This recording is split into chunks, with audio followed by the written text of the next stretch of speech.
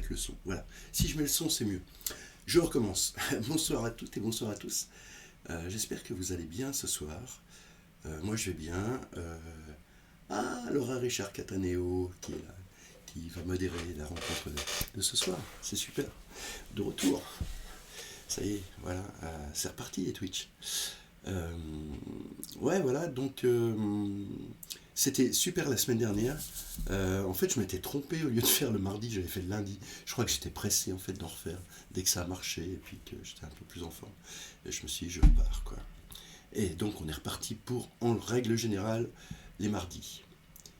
Il y a Alchimiste Démo qui lance un raid. C'est sympa ça. Alors, attention, il y a un raid de 22 personnes. Bonjour, bonjour par ici. Bonjour ami Florine. On vient tout juste de commencer. Bonjour Aude Perrier, Faustine Espoir. Bonjour, bonjour. Ici, on parle de livres. C'est génial. Bonjour Fabzou. Donc, vous venez d'Alchimiste Démo. Mais alors, Alchimiste Démo, dites-moi, il faut que j'aille voir qui c'est. C'est quelqu'un qui parle de livres, hein, qui parle de mots. Bonsoir Yotocourt. Voilà, moi je parle de livres en fait. Je vois avec vous ce que. Bonsoir ici. Bonsoir Alchimiste Démo. Oui, on vient de chez Alchimiste Démo. Donc, ouais, alors, je connais pas Alchimiste Démo. Jardin secret, super. On écrivait. Mais oui, on s'est déjà croisés. Oui, oui, effectivement. Effectivement, ouais, c'est de l'écriture en ligne. C'est génial. C'est super. C'est sympa ce raid. Merci beaucoup. Voilà. Moi, Ah ouais, c'est super. Faut que j'y retourne. Alors, c'est bien. C'est bien de me faire une piqûre de rappel. C'est chouette. Allez, on va commencer par un bouquin. En fait, je présente des bouquins. Bonsoir. Je présente des livres et puis vous, si vous avez des livres à me parler, vous m'en parlez. Par exemple, la semaine dernière, il y avait, donc lundi, il y avait Captain Zob Zob qui était là et qui m'a parlé de 3 bouquins. Puis il se trouve qu'il y en avait un que j'avais à la bibliothèque mais que j'avais jamais ouvert. Le Lambeau de Philippe Lançon. Donc c'est sur l'attentat de Charlie Hebdo, entre autres, dont il était dans la salle, voilà. Mais ça, je vous en parlerai la semaine prochaine, parce que je ne l'ai pas fini encore. Il est tout juste à son début. Donc voilà. Mais si, il faut que tu me parles des tiens. Si. Moi, ce qui m'intéresse justement, c'est de pouvoir parler de différentes formes de littérature, de livres, toutes sortes, hein, vraiment toutes sortes. Et je vais vous faire voir pourquoi toutes sortes. Je vais commencer par ça. Je vais commencer par un bouquin sur la mode. Je sens que je vais rajouter des livres dans ma pile. On est censuré, je pense pas. C'est Laura Richard Cataneo qui gère le truc, mais a priori, il n'y a pas de censure. Enfin voilà. Ouais, alors je commence par la mode.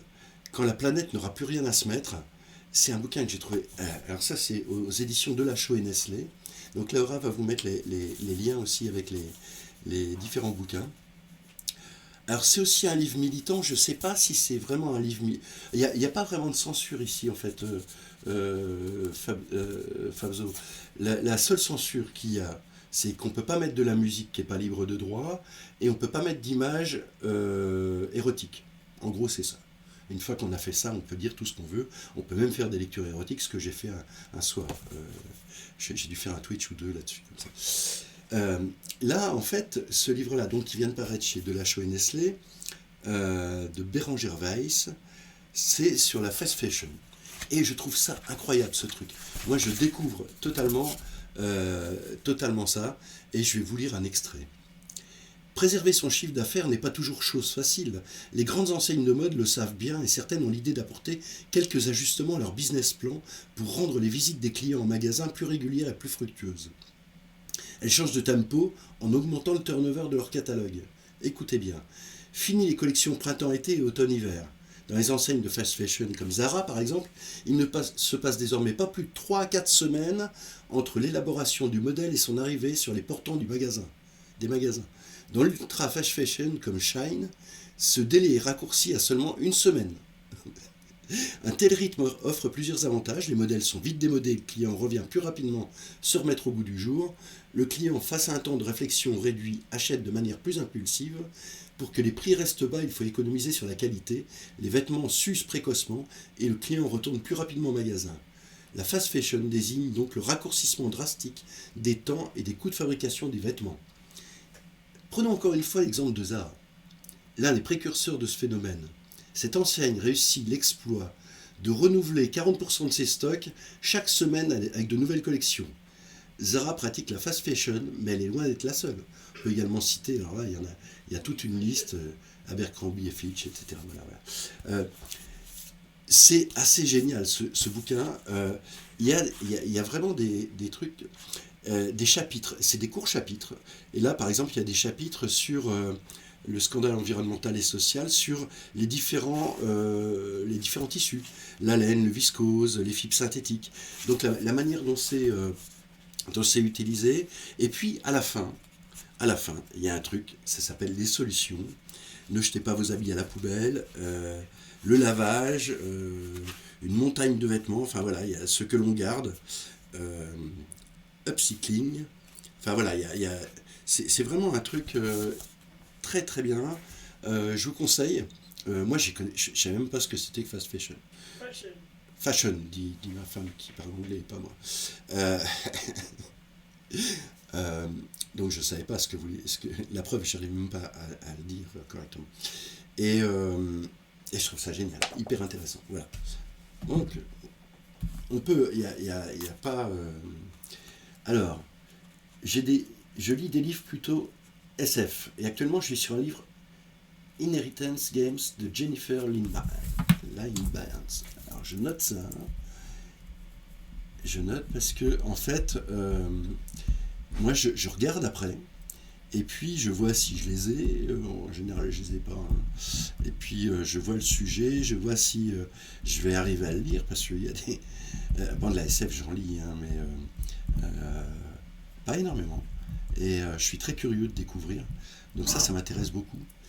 Et donc ça c'est Faustine Espoir, ok.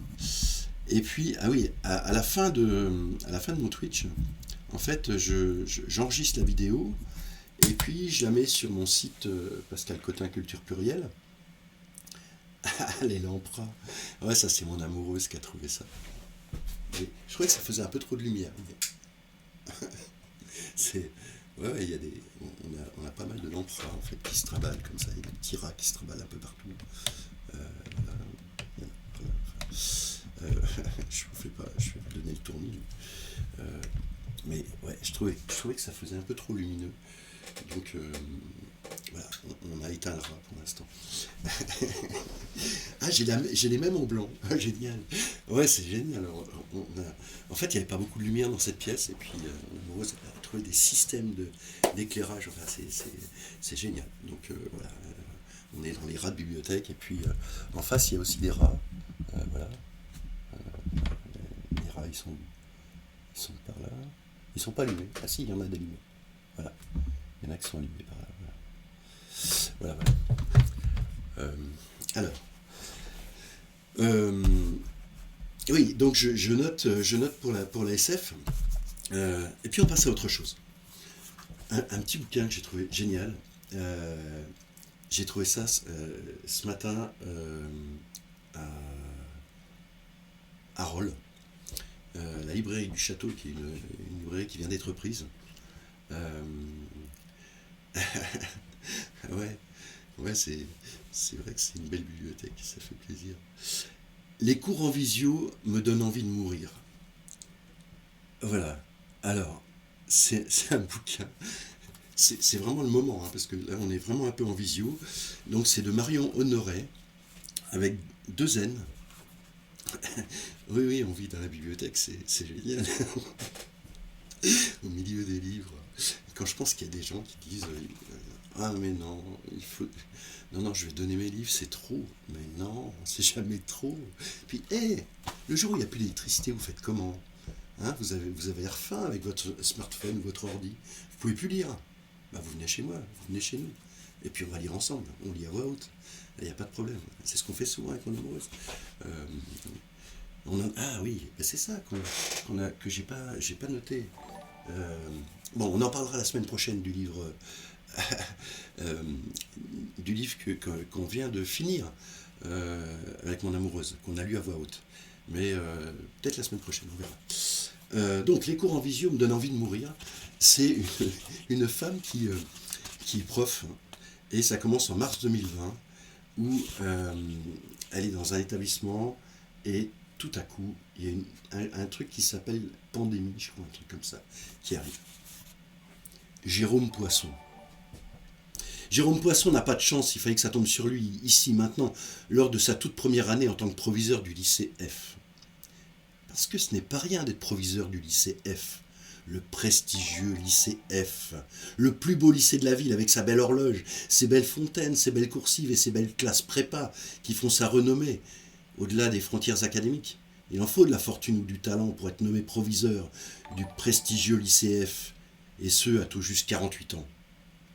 Jérôme Poisson en est conscient, il a dû donner du sien, il a dû en avaler des couleuvres pour en arriver là. On comprendra que pour Jérôme Poisson, c'est le baptême du feu, il ne faut pas se louper, il faudra être bon, assurer coûte que coûte, la réputation du prestigieux lycée F en dépend, et puis la sienne bien sûr, et puis l'intérêt supérieur des élèves, car tout de même, c'est de cela dont il s'agit. Alors, je vais vous passer quelques pages, et puis je alors, yeah, voilà. La veille du jour où tout s'est arrêté sauf le travail, Jérôme Poisson nous a réunis dans la grande salle des actes. Sur le parquet en chêne de la grande salle des actes, les 160 enseignants du lycée F étaient assis les uns à côté des autres, masqués. Ils écoutaient attentivement Jérôme Poisson qui n'avait serré aucune main. Activité principale de son statut de proviseur. Pourtant, tous les matins, devant la lourde porte en bois du lycée F, Jérôme Poisson serre toutes les mains, accompagne son geste d'un sourire amical. « Vous allez bien, madame Machin ?» C'est important que Jérôme Poisson connaisse bien le nom de chacun des enseignants du lycée F. Mais aujourd'hui, il n'a serré aucune main. Geste barrière, vous comprenez. Et on voit bien qu'il est navré. Jérôme Poisson prend place derrière le pupitre posé sur l'estrade de la salle des actes. Il commence à parler. Le micro ne marche pas. Petit souci technique, on se précipite pour le résoudre. Voilà qui est fait. Les soucis techniques se résolvent, justement. C'est de cela que Jérôme Poisson voudrait nous parler aujourd'hui. De la technique et de la formidable chance qu'elle constitue pour nous aider dans notre mission, pour assurer la continuité pédagogique. Et c'est un petit bijou. Merci, alchimiste des mots. Merci beaucoup. Oui, il faut venir parler des romans. Oui. Et je lis entre deux oui, dès qu'on écrit, on rêve de ce genre de bibliothèque. Ouais, c'est vrai que moi j'écris pas. J'écris pas comme ça fait un livre en moins. Quoique. Voilà. Alors c'est très marrant c'est marrant et tragique parce que c'est vraiment ce que tous les profs et les élèves et les parents d'élèves ont vécu avec cette visio. Et on voit quand même l'absurdité de ce monde total, connecté. Et je parle en vous regardant. Allez, mais je lis à côté, donc ça va. Je me suis aperçu que le prochain bouquin que je vais vous parler, allez-y, mettez vos coups de cœur, surtout, ou les livres que vous êtes en train de lire. Le prochain bouquin que je vais vous parler, en fait, j'avais lu un de ces livres en 2001, et c'est un livre, pour moi, génial, qui s'appelle, le livre que j'ai lu en 2001, et en fait j'ai la date parce qu'il y a un petit tampon salon du livre, et qui s'appelle 2 jours à tuer de François Despénoux, qui est chez Anne Carrière. Et il se trouve que j'avais parlé avec Edmond Charleroux de livres, je ne sais plus à quelle occasion, et puis elle me dit « Ah, mais François Despénoux, il faudra le suivre. » Et alors, j'ai pas lu grand-chose de lui, mais je viens de tomber sur ce livre qui s'appelle Le Roi Nu-Pied. Et je vais vous en parler, mais je lis. Le confinement a commencé 15 jours après le début de ma formation. Oh là là. Donc on a été en visio, c'était lourd dès le début. Ouais, j'imagine. Mes coups de cœur, toujours. Livre du voyage de Werber, ouais. Et Le Petit Prince de Saint-Ex, ouais. Ah, Le Petit Prince. Mais Le Petit Prince, je dois en avoir là. Je dois en avoir. Alors, par contre, Le Petit Prince, est-ce qu'il est classé en poésie, où je me déplace. Vous inquiétez pas, des fois je bouge. Des fois je bouge. Tout n'est pas obligatoirement classé. Donc, et puis il y a des rayons. Il y a des rayons qui se croisent, comme Saint-Exupéry. Est-ce qu'il faut mettre ça en poésie? Est-ce qu'il faut mettre ça ailleurs? Et là, c'était ailleurs. C'était en littérature de langue française. Et voilà le Petit Prince. Voilà, le Petit Prince. L'édition avec des aquarelles de l'auteur. Donc ça, c'est l'édition qui a été faite par Gallimard. Je ne sais pas en quelle année c'était. Tac tac. En 93. Le Petit Prince fit l'ascension d'une haute montagne. Les seules montagnes qu'il eût jamais connues étaient les 3 volcans qui lui arrivaient aux genoux, et il se servait du volcan éteint comme d'un tabouret. D'une montagne haute comme celle-ci, se dit-il donc, j'apercevrai d'un coup toute la planète et tous les hommes. Mais il n'aperçut rien que des aiguilles de roc bien aiguisées. Bonjour, dit-il à tout hasard. Bonjour, bonjour, bonjour, répondit l'écho. Qui êtes-vous, dit le Petit Prince. Qui êtes-vous? Qui êtes-vous? Qui êtes-vous? Répondit l'écho. Soyez mes amis. Je suis seul, dit-il. Je suis seul, je suis seul, je suis seul, répondit l'écho.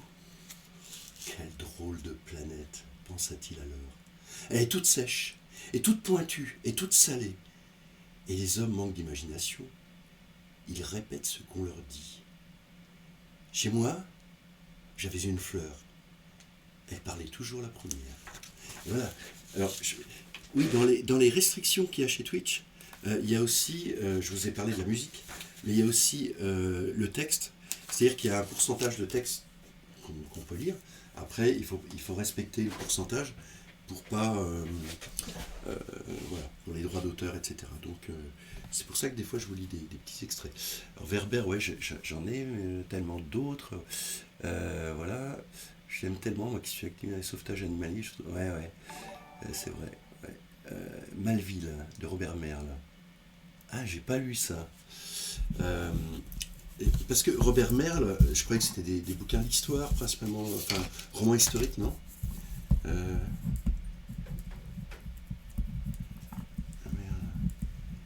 Jane Eyre, Philippe Pullman, Thanatonautes. Alors, les Thanatonautes, je crois que c'est un des Werber que j'ai pas lu.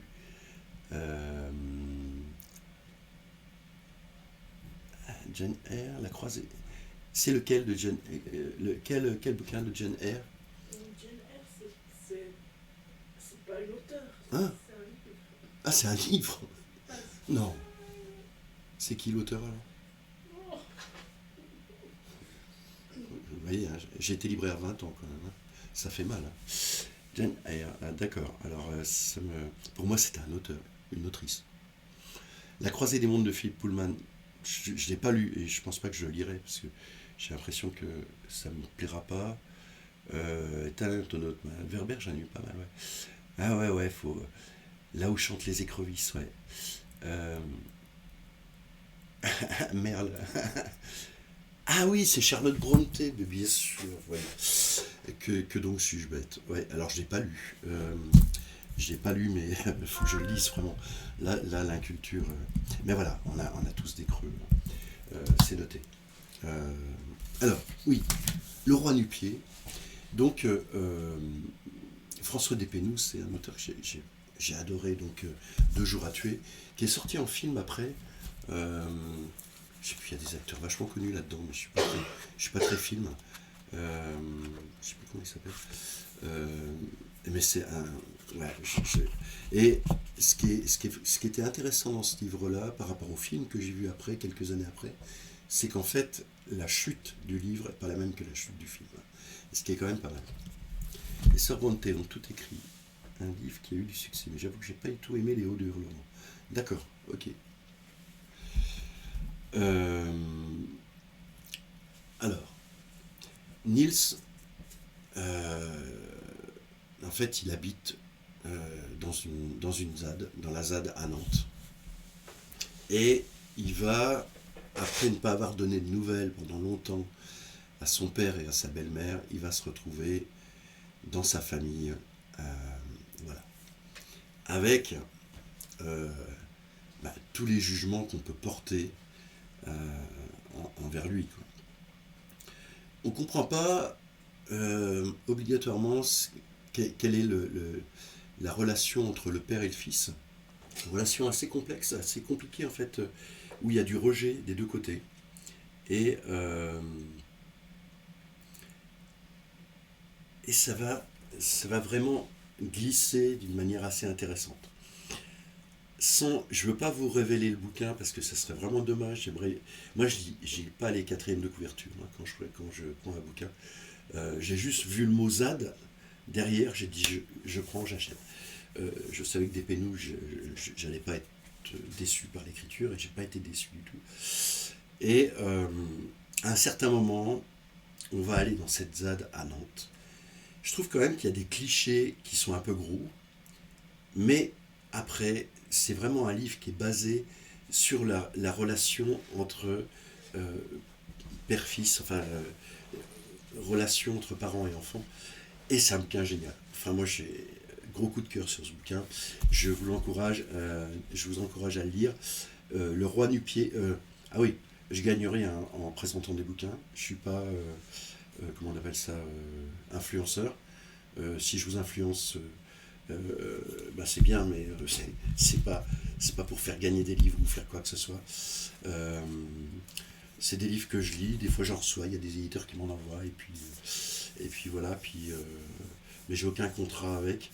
Et puis voilà, ça je veux vraiment pas. Euh, un de mes coups de cœur, c'est La Nostalgie de l'Ange. Ah, c'est pas de Nancy Houston, La Nostalgie de l'Ange. Anne Sebold. D'accord. Ah, je croyais que c'était. Tiens, c'est marrant ça. Nostalgie de l'Ange. Ok. Je connais pas. Et après, j'aimais les livres de Lauren Debba, notamment sa trilogie. Oh là là, mais c'est génial tout ça. Mais vous me donnez des pistes incroyables ce soir. Ah, là, le débat. Notamment, on prendre un carnet pour noter les livres conseillés parce que vous en parlez avec tellement de passion. Ouais, ouais, c'est vraiment ça. L'idée, c'est pas de comment, de faire de la pub pour des bouquins. Aujourd'hui, je sais pas qu'est-ce qui est prescripteur, mais en fait, on retrouve quasiment toujours les mêmes livres, toujours partout. Il faut que ce soit des nouveautés. Alors là, je vous présente des bouquins qui viennent de paraître, hein. Celui-ci vient de paraître, celui-ci aussi. Enfin, il y en a certains qui viennent de paraître, mais celui-ci, voilà, Deux jours à tuer, il est paru en 2001.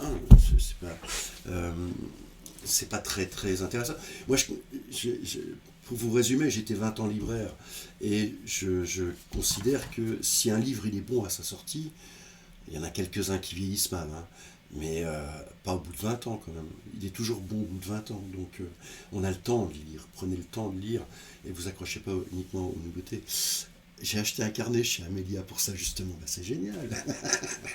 Ah, c'est super. Allez. Alors, c'est pareil. Moi, alors, je suis aussi représentant, donc je vais dans toutes les librairies de Suisse romande. Et là, les libraires, je les connais. Puis je leur dis qu'est-ce que tu as lu et tout. Et puis l'autre jour, il y a alors attendez.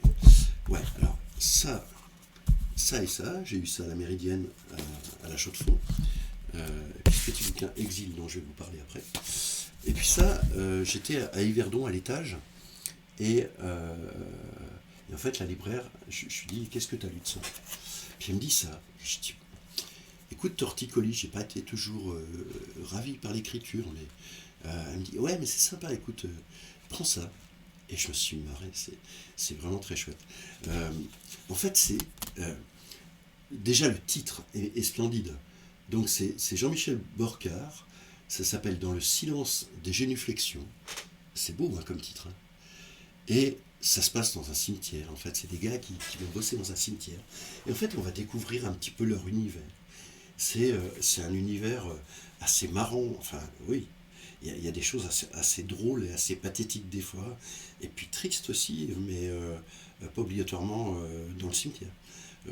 Et puis des rebondissements. Enfin, c'est des petits chapitres en fait qui permettent de découvrir. Un coup ils sont chez un copain. Enfin voilà.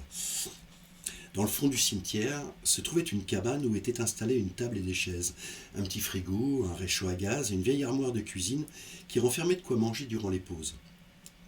Quand je suis entré, il était 10 heures. Le café venait d'être servi, les tasses étaient pleines. Hé, Joseph Mitchell, dit mon ami, ça s'est bien passé chez le dentiste, m'a demandé Karl. Comme chez le dentiste, j'ai répondu. Prends un café, m'a proposé Martin, en se tournant pour attraper une tasse. Du café soluble avec de l'eau très chaude. Ma bouche était encore engourdie par l'anesthésie. Je devais faire attention, je pouvais me brûler sans douleur.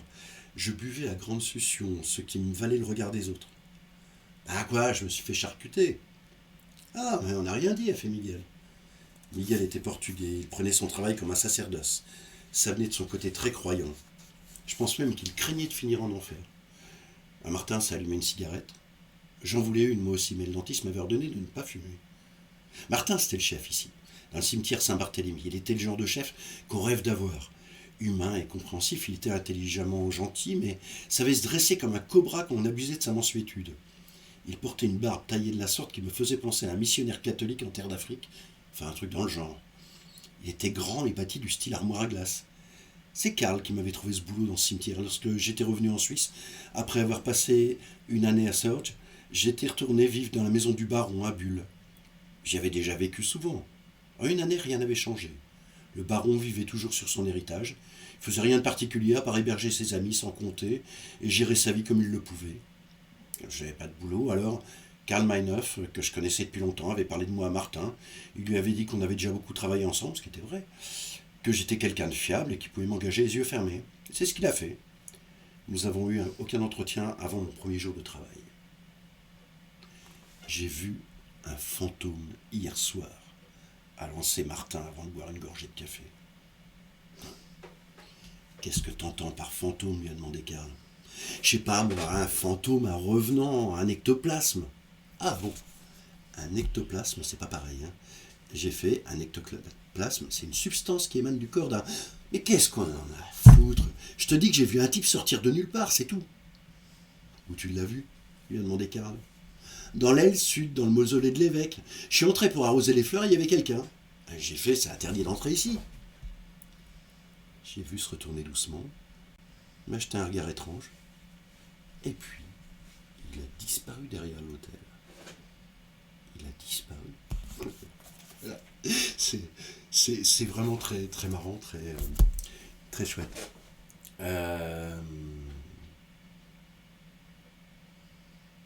Qu'est-ce qui se lit très vite et très bien? Défaite des maîtres et possesseurs, c'est ça? Celui d'avant. Enfant océan. Bon, il va falloir que je reprenne tout ça. Mais c'est génial tout ce que ce que vous proposez. L'enfant océan, c'est... D'accord. Plusieurs faire votre point de vue. Ah. Ah ouais, ouais. Ok. Je note ça après le Twitch parce que là, je vais pas y arriver. C'est super, merci beaucoup. Alors, Exil. Exil, c'est pareil, j'ai trouvé ça à la Méridienne. Et il y avait un petit papier où il y avait une partie qui était reversée aux personnes qui avaient fait ce livre. Je suis incapable de vous donner l'éditeur, je suis incapable de vous donner le prix, je ne me rappelle même plus. Et je suis incapable de vous donner quoi que ce soit, il n'y a pas de code barre. La seule chose que je peux vous faire, c'est que Laura vous mette le site de la Méridienne, voilà ce qui est fait. Jacqueline Mélan et Jeanne Ulrich Exil. Et donc Jeanne Ulrich, c'est elle qui fait les illustrations. Et vous passez un coup de fil et vous envoyez un mail à la Méridienne si ça vous intéresse. Et puis voilà. À ma tante Georgette, capte Mélan, qui a tant de fois traversé la frontière du Rizou à la barbe des soldats allemands, des douaniers suisses et français afin de sauver des personnes. Passer des documents, de la nourriture, des médicaments, en gardant foi en l'humain dans une Europe dévastée.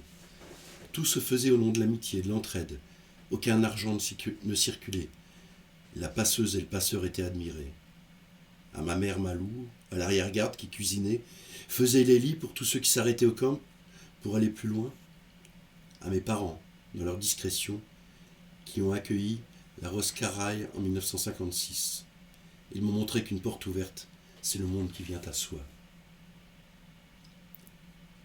Les bombardements sur la ville ont tué sa famille, sa maison détruite.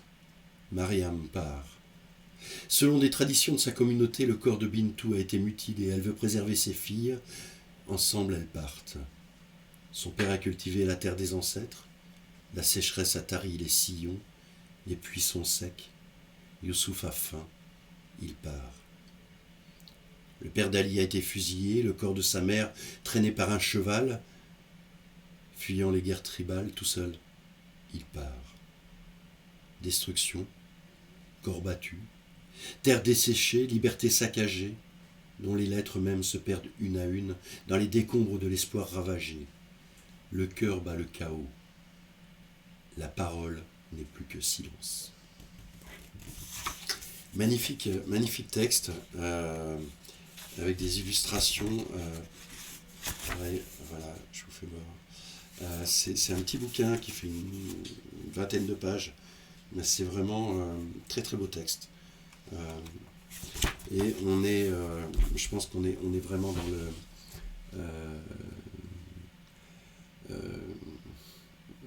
aujourd'hui, on a... Ouais, c'est un très beau passage, mais tout le bouquin est comme ça. Enfin, c'est très poétique. Ce qui est difficile hein, sur des thèmes comme ça. On va passer à quelque chose de totalement différent. Je ne sais pas si vous connaissez Bruno Latour. Bruno Latour qui est décédé, merci beaucoup, qui est décédé il n'y a pas longtemps, qui était un philosophe vraiment, enfin pour moi, je ne sais pas, ouais, il est considéré comme philosophe, très intéressant. J'aurais tendance, même si j'ai lu beaucoup moins que Baudrillard, j'aurais tendance à quand même voir qu'il y a des pensées de Latour et de Baudrillard qui se rejoignent. Et ça manque des penseurs comme ça. Donc si vous connaissez des penseurs encore vivants, parce que pour l'instant, on va lire les penseurs morts, parce que les penseurs qui pensent, ça m'intéresse pas beaucoup. Mais par contre, là, c'est très intéressant. En plus, ça s'appelle Trilogie terrestre. Donc il y a Frédéric Haït-Touati et Bruno Latour. Donc Frédéric Haït-Touati, elle est metteuse en scène au théâtre. Enfin, metteuse en scène, voilà. Et donc ça, c'est un bouquin qui est paru aux éditions B42. Et c'est vraiment... Alors, c'est trois textes qui sont parus en fait sur la Terre en tant que Gaïa, vraiment. Et il y a toute une exploration de cette Terre, à différents niveaux. Et c'est un bouquin qui est extrêmement illustré. Voilà, comment je peux vous faire voir, voilà. C'est un bouquin qui est très illustré, avec des trucs assez surprenants. Et je vais vous lire un petit texte. Et je vous ferai voir l'illustration après. Oui. L'idée, c'est de partager ici. Je voudrais commencer par une anecdote. J'étais dans un avion en direction de Calgary, au Canada. L'avion se trouvait au-dessus de la baie de Baffin. J'ai regardé par le hublot. Et soudain, j'étais frappé par la vue de la banquise qui semblait me crier quelque chose. J'ai cru reconnaître le cri de Munch. J'étais stupéfait. Je me suis précipité sur mon portable et j'ai pris une photo.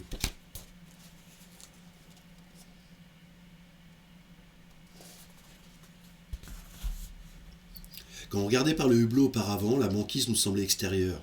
On était dans l'avion et il était clair que ce qui se passait sur les glaciers ne nous concernait pas. Il s'agissait d'un simple spectacle. Pendant des siècles, on considérait qu'on était devant un tableau. On était les spectateurs du spectacle de la nature, un spectacle qui semblait parfois effrayant en raison du sentiment de petitesse qu'il nous procurait. Désormais, lorsque nous nous déplaçons dans l'espace, nous ne sommes plus dehors, nous nous sentons prisonniers. Nous avons l'impression d'être attachés ou enchaînés au spectacle que nous observons, qui n'est donc plus un spectacle. Oui.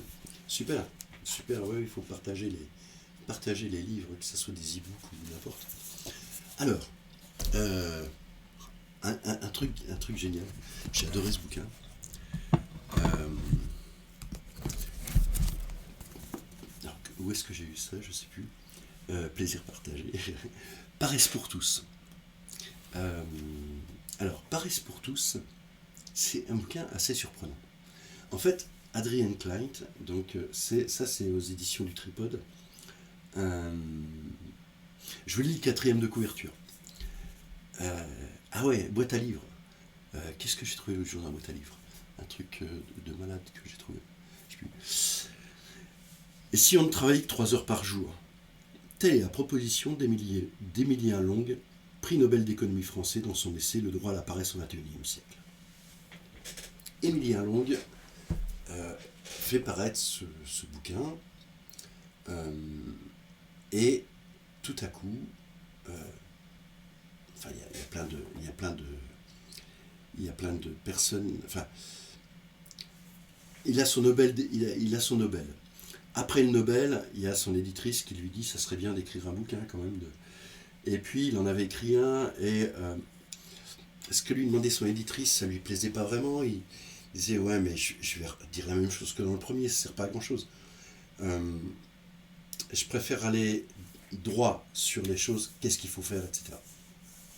Et il va vraiment rentrer dans le tas par rapport à ça en disant on peut ne travailler que 3 heures par jour et le monde va tourner très bien. À un certain moment, certains de ses amis, dont sa sœur, vont lui dire mais écoute, c'est génial ton truc, présente-toi aux élections présidentielles. Et voilà. Et donc, on est sur ça, avec ce programme de Paresse pour tous. Je vais rien vous dévoiler de plus, si ce n'est ce petit passage. C'est le chapitre 5. L'humanité est en train de résoudre son problème économique. C'est un des avantages pour qui se penche sur l'histoire du droit à la paresse. Il y a à boire et à manger, mais aussi à réfléchir. Dit autrement, il n'y a pas que des ripailleurs qui se soient opposés au travail, mais aussi de sévères économistes ou de doctes philosophes. Je prends le mot ripaille chez Lafargue, qui parle de Rabelais et de Cervantes, et de leurs romans où la fête l'emporte sur le devoir laborieux. Ils nous font venir l'eau à la bouche avec leur peinture de ces moments de ripaille. Et j'élargis le terme aux auteurs que j'ai cités jusqu'à présent, qui refusent le travail via une opposition fracassante au capitalisme. À côté d'eux se trouvent les auteurs moins provocateurs, qui ont voulu démontrer qu'une société où le travail n'est plus le dogme principal était possible. C'est très marrant d'avoir lu ce bouquin, puis d'entendre tous les débats sur la retraite en France actuellement. C'est vraiment très surprenant. Le lecteur aura compris que malgré mon affection pour Debord, Fourier ou Schuttner, je fais partie moi aussi de ce deuxième groupe, attaché à l'idée que la rigueur n'empêche pas la puissance de la démonstration. À tout seigneur, tout honneur, c'est vers Sénèque que je me tourne en premier lieu. Sénèque, le stoïcien, ayant vécu il y a exactement 2000 ans, auteur de l'oisiveté mais aussi de la brièveté de la vie. Sénèque qui rappelle que personne ne vous restituera vos années, personne ne vous rendra à vous-même, la vie marchera comme elle a commencé, sans retourner sur ses pas, ni suspendre son cours. Or, un homme trop occupé par des affaires, par d'inutiles études, par le sommeil ou la débauche, ne peut rien faire de bien. A l'inverse, celui qui n'emploie son temps que pour son propre usage, qui règle chacun de ses jours comme sa vie, ne désire ni ne craint le lendemain, est à sa juste place et ne regrettera pas d'être passé à côté de sa vie. Et Sénèque, qui adresse ce texte à son beau-père Paulinus, lui explique comment il pourra atteindre le bonheur. Prenez un peu de temps pour vous, tout simplement. On pourrait presque se croire dans les pages d'un magazine bien-être. Je trouve ce bouquin est vraiment génial. Et c'est marrant parce que il fait référence plusieurs fois à un bouquin qui pour moi est un bouquin phare, qui s'appelle L'an 01 de GB. Alors je vais dire que c'est un bouquin phare parce que mon amoureuse elle m'a fait un ex-libris et il est dedans. Donc quand il y a l'ex-libris à l'intérieur d'un de mes livres, c'est que c'est vraiment un livre phare pour moi. L'an 01 de GB pour moi c'est magique. C'est on arrête tout et voilà. Et donc on est exactement dans la même thématique en fait. Paresse pour tous, c'est pas obligatoirement ne rien faire, c'est faire plein de choses, mais autrement. Voilà. Et l'an 01, alors ça c'était l'édition que j'ai réussi à garder, je sais pas comment ça se fait qu'elle n'est pas partie, oh c'est tombé, pas partie ailleurs. Souvent ça part.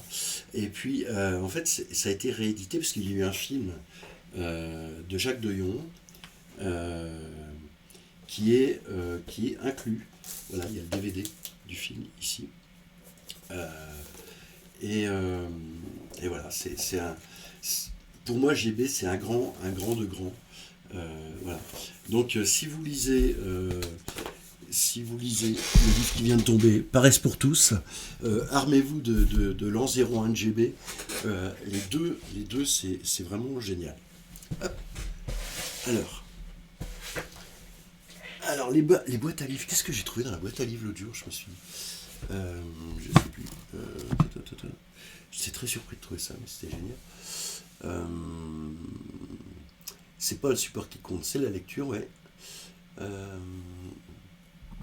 alors récemment, j'ai aussi lu un pas récent du tout. Mais si vous voulez conseils de mon papa fan de SF, La Nuit des Temps de Barjavel, ouais, c'est génial. C'est génial. Ah bon, ouais. Bon, c'est peut-être un peu. Bon, peut-être qu'il est un peu passé. Moi, c'est pareil, j'ai lu quand j'étais ado, donc c'est peut-être. Ouais, il a peut-être mal vieilli, je sais pas. J'ai pas envie de le relire en fait. Mais j'avais un bon souvenir. Euh, oui, je suis d'accord. Peu importe si on lit, comment on lit. Reste pour tous. En amatrice de romans d'anticipation, j'en lis pas mal. Et mon préféré reste. Ah, alors la semaine prochaine, je vais vous parler de ça. Mais je suis marrant, hein, parce que je vous parle de trucs que je vais parler. Comme ça vous donne envie de revenir. Euh, Ça, normalement, on en parle avec mon amoureuse la semaine prochaine. Manifeste pour une post-photographie, c'est le bouquin qu'on a lu ensemble. Et puis, en parlant de 1984, regardez aujourd'hui ce que je me suis trouvé. Sommes-nous ce que nous lisons de Orwell. Je me suis trouvé ça à Rolls aussi. Et puis un petit Philippe Ségur aussi, La Nuit nous sauvera. Ça sera la semaine prochaine. Alors, on va pas tout présenter en même temps. Euh, alors, je pense que j'ai trop vu venir la fin. En fait, j'aurais aimé voir bien qu'elle présente des sujets. Ouais, ouais, ouais, ouais. Je sais pas. Je me rends pas compte. Le problème avec la SF, moi j'ai lu beaucoup de SF quand j'étais ado, et la SF que j'ai lue quand j'étais ado, en fait, c'est plus de la SF aujourd'hui. C'est un peu le problème. C'est c'est un peu catastrophique, quoi. Euh, c'est un petit peu comme quand on regarde les journaux télévisés, puis qu'ils annoncent, ils font des fausses météos en pensant rigoler, puis en fait la fausse météo, 2 ans après, elle est bonne, quoi. Donc c'est un peu tragique, quoi. Euh, allez, on va passer à un petit peu de poésie. Je sais pas si vous aimez la poésie. Claro, alors c'est marrant parce que Claro, ah bah Dune, ouais, ah bah oui bien sûr. Ah, moi j'adorais Dune aussi. Ouais. Claro, en général c'est des romans. Le dernier que j'avais lu c'était sur son enfance en Algérie. Euh, et, euh, et là en fait c'est marrant, le quatrième de couverture dit: auteur d'une trentaine de livres, Claro est également un traducteur de littérature américaine. En 2020, il décide de tourner le dos au roman pour aborder le territoire de la poésie. Animal errant, retour d'abattoir est né de ce changement de cap. Donc ça, c'est paru chez Flammarion. C'est assez amusant ces deux séries de points de suspension comme ça. J'avais jamais vu ça. Je sais pas si vous connaissez. Je sais même pas. Animal errant, retour d'abattoir. Ouais, c'est joli. Et je vais vous dire les 2 premières pages. Ligne de frappe. Lettre à lettre, en sourd macaque arraché, au palais du clavier ses crocs de fer. Démanteler le crâne au capot clair, et seins mécaniques éclipsant mystère. Chorale accordée au fracas des tiges. Crisse le chariot, claque la manette. La langue, étroit ruban gémissant sous la frappe en 2 temps de couleur le soir, tous les soirs, et que plus jamais ne cesse le rouleau de tourner dedans la tête, le moi rompu cédant à proportion des aveux concassés par l'engrenage, afin que rien ne fige dans le sens. chaque page, enfin chaque texte est numéroté. Hein, donc voilà. Là on était sur le 1, puis voilà, je vous lis les 2.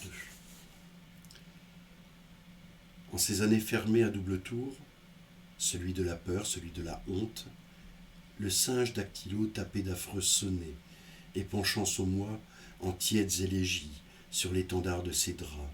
Là d'entendre ruisseler le cancer qu'un père en haute ivresse sirotait à coups de cruche rétamée, guettant du fond du corridor la lentitubation de la mer au sortir du gosier vespéral, sa robe de gisante, in vino veritas, un rien indécente.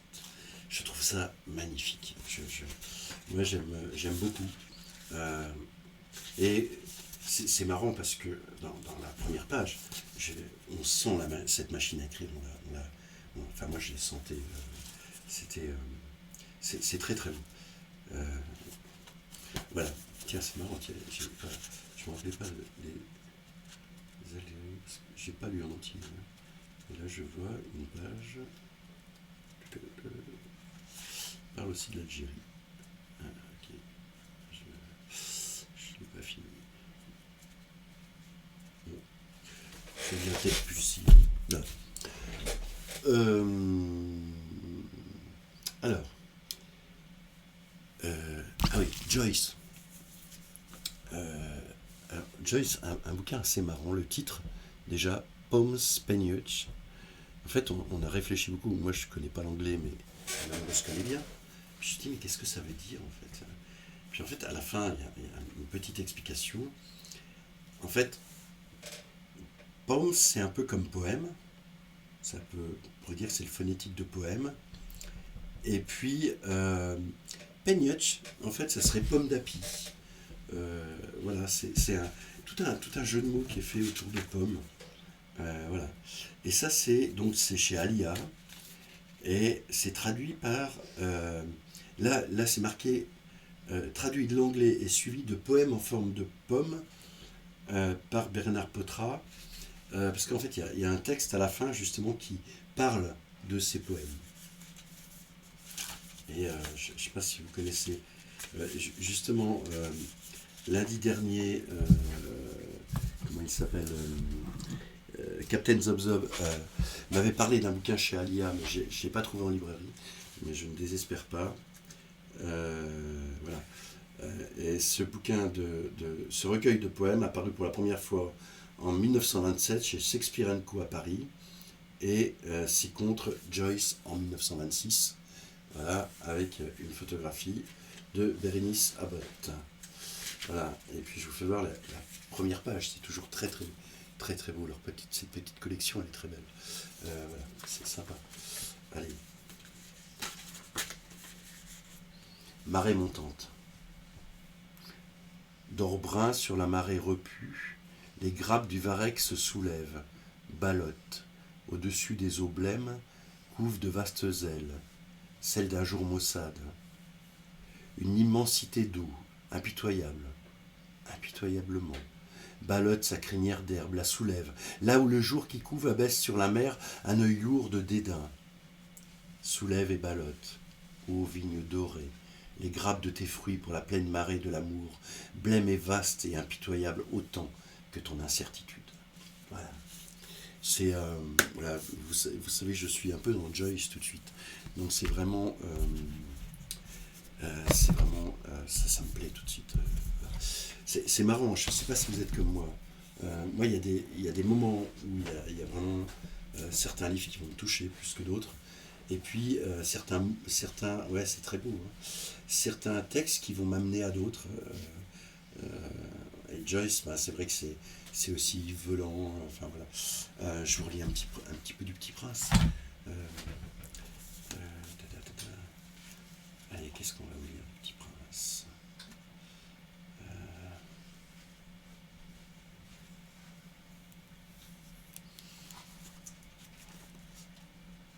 Ah, ça c'est pas mal ça.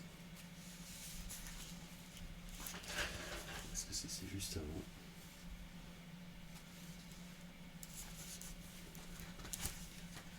Ah, si.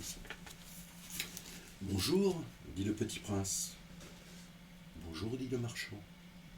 C'était un marchand de pilules perfectionnées qui apaisent la soif. On en avale une par semaine et l'on n'éprouve plus le besoin de boire. Pourquoi vends-tu ça, dit le petit prince. C'est une grosse économie de temps, dit le marchand. Les experts ont fait des calculs, on épargne 53 minutes par semaine. Et que fait-on ces 53 minutes? On en fait ce que l'on veut. Moi, se dit le petit prince, si j'avais 53 minutes à dépenser, je marcherais tout doucement vers une fontaine. Ah, celui avec le renard, ouais.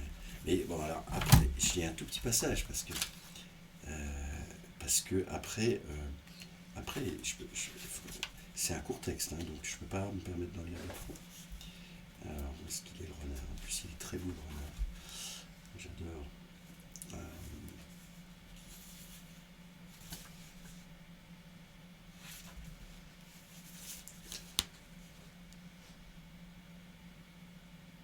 Mais je peux pas faire. Je pourrais faire des live lectures, je veux bien. En fait, là, c'est un peu du live lecture. Mais je peux pas. Avec les droits d'auteur, on peut pas se permettre de lire longtemps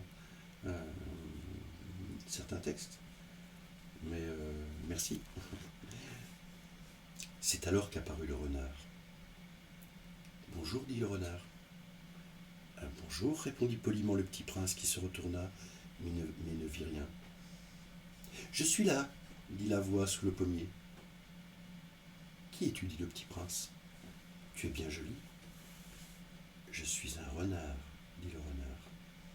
Viens jouer avec moi, lui proposa le petit prince, je suis tellement triste. Je ne puis pas jouer avec toi, dit le renard, je ne suis pas apprivoisé. Pardon, fit le petit prince. Mais après réflexion, il ajouta, qu'est-ce que signifie apprivoiser? Tu n'es pas d'ici, dit le renard. Que cherches-tu? Je cherche ces hommes, dit le petit prince. Qu'est-ce que signifie apprivoiser? Les hommes, dit le renard, ils ont des fusils et ils chassent. C'est bien gênant. Ils élèvent aussi des poules. C'est leur seul intérêt. Tu cherches des poules? Non, dit le petit prince. Je cherche des amis. Qu'est-ce que signifie apprivoiser? Non, c'est une chose trop oubliée, dit le renard. Ça signifie créer des liens. Créer des liens? Bien sûr, dit le renard. Tu n'es encore pour moi qu'un petit garçon, tout semblable à 100 000 petits garçons. Et je n'ai pas besoin de toi. Et tu n'as pas besoin de moi non plus. Je ne suis pour toi qu'un renard semblable à 100 000 renards. Mais si tu m'apprivoises, nous aurons besoin l'un de l'autre. Tu seras pour moi unique au monde. Je serai pour toi unique au monde. Je commence à comprendre, dit le petit prince. Il y a une fleur. Je crois qu'elle m'a apprivoisé. C'est possible, dit le renard. On voit sur la terre toutes sortes de choses. Oh, ce n'est pas sur la terre, dit le petit prince. Le renard parut très intrigué. Sur une autre planète? Oui. Il y a des chasseurs sur cette planète-là? Non. Ah, ça c'est intéressant. Et des poules? Non. Rien n'est parfait, soupira le renard. Ouais, c'est magnifique. Hein. Oui, il n'y a pas d'âge pour lire Le Petit Prince. Oui, alors si c'est dans le domaine public, mais Le Petit Prince n'est pas dans le domaine... Enfin, je sais... En fait, c'est compliqué parce que là, c'est l'édition de chez Gallimard. Donc, si je lis l'édition de chez Gallimard, c'est compliqué. Alors, je fais des lectures comme ça, mais je fais des lectures des fois lors de rencontres.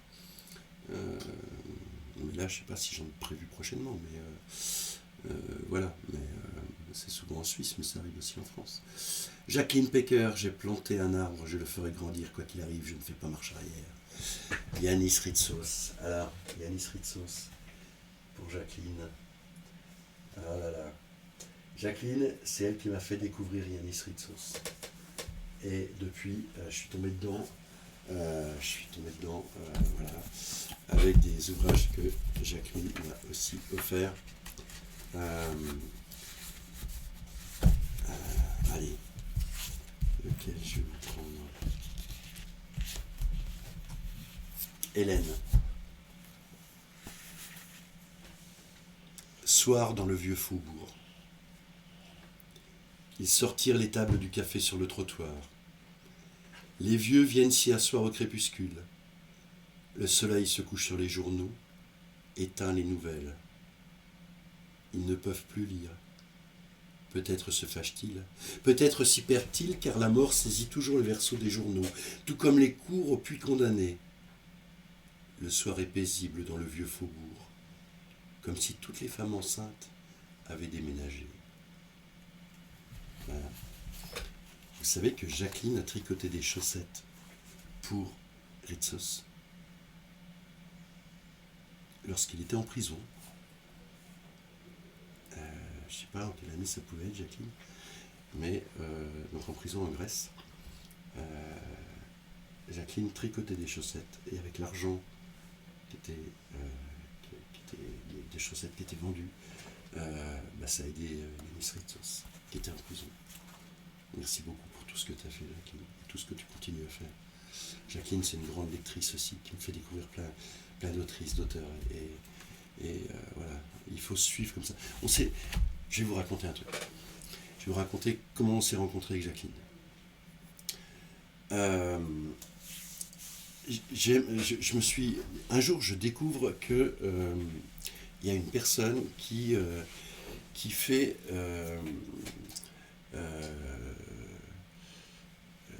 attendez, je vais vous chercher un de ces bouquins. Comment ça s'appelle?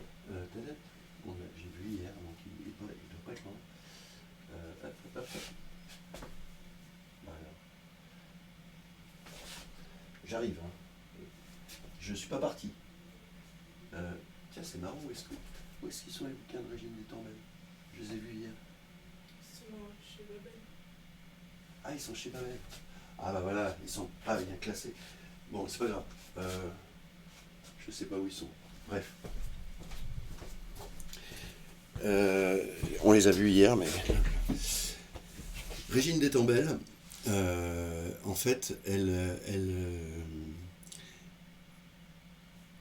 j'avais fait une formation avec elle pour faire des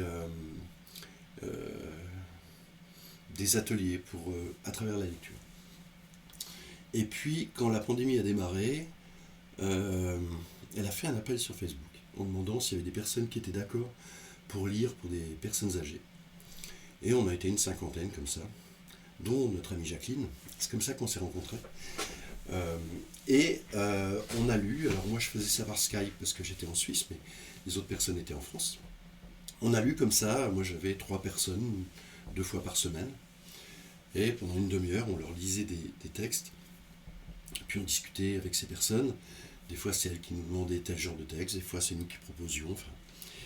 Et le soir, tous les soirs au début, on se retrouvait ensemble et on parlait.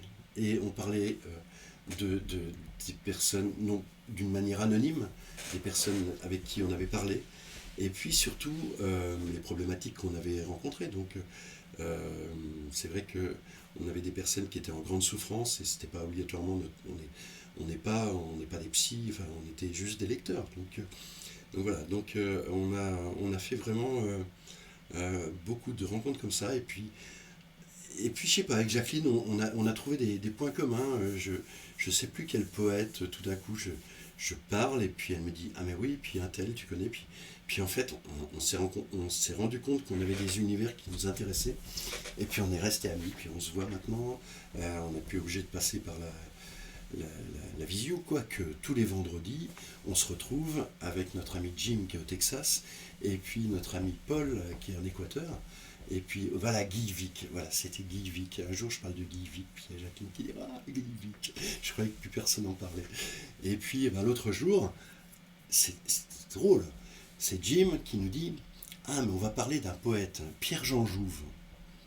Pierre-Jean Jouve, j'avais jamais lu, j'avais entendu son nom, mais j'avais jamais lu. Et on a fait ça, ça fait deux vendredis qu'on lit Pierre-Jean Jouve, et c'est splendide. J'en ai lu la semaine dernière, c'est vraiment splendide. Je vais vous en lire un. Ça vous apprendra.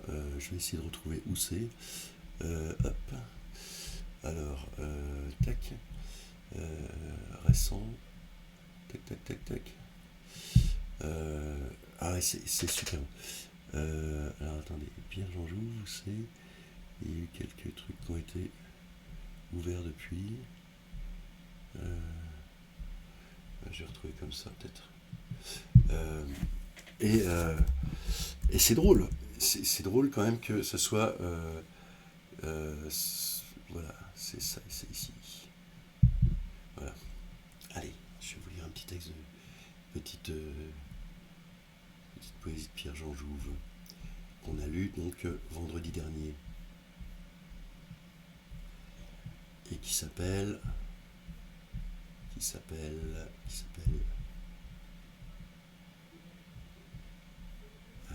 tac tac. Les soleils disparus sont des mots éternels. Les soleils disparus sont des mots éternels, dont la phrase arrondie a cette forme. Extase, de terre musicienne et de verdure et d'or, de villages pendus au balcon le plus rare, de prairies et de rocs glaciaires entremêlés. Ô beauté de là-bas, songe de l'extrême heure, un furieux brasier d'automne se formait aux vallées par-dessous les herbes potagères.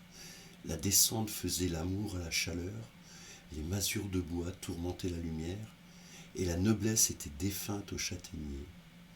Et partant, l'on sentait la perte d'espérance par gravitation de désirs insensés. Par gravitation de désirs insensés. Moi, je suis complètement séduit par Pierre-Jean Jouve. C'est vraiment... voilà. Oui, mais voilà, merci beaucoup, Jardin Secret. De toute façon, le Twitch se termine, hein, je termine, je fais 1 heure, donc on a terminé sur Pierre-Jean Jouve. On se retrouve mardi, voilà, merci à toutes et tous. Super content de vous avoir vu. Merci pour ce raid qui a... Et puis ouais, revenez la semaine prochaine, et puis donc sur... Ah ouais. Ouais, détester des livres aimés en les lisant adulte, ouais.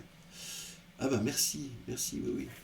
Non, et puis vraiment, si vous avez des textes qui vous ont plu, tout ça, j'ai noté, hein, et puis je vais finir de noter, ce que vous avez pris en note.